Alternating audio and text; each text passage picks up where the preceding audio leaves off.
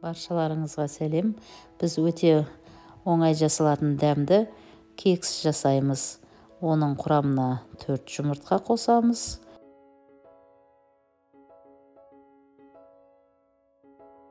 Шай қасықтың ұшымен кішкене тұз қосамыз.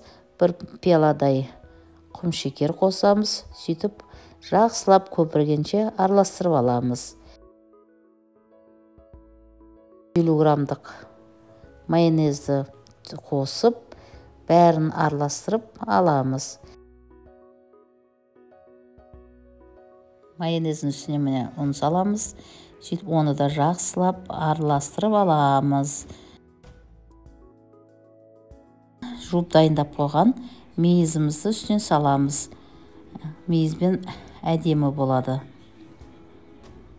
Мейізді де араластырғаннан кейін үстіне разрыхлительді салып, оны да араластырып аламыз.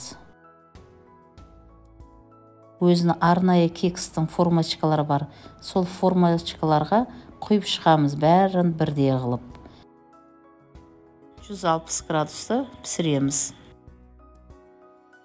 Үстіне сахарный пудра себеміз. Кексіміз жұмсақ, дәмді болды. Астарыңыз дәмді болсын.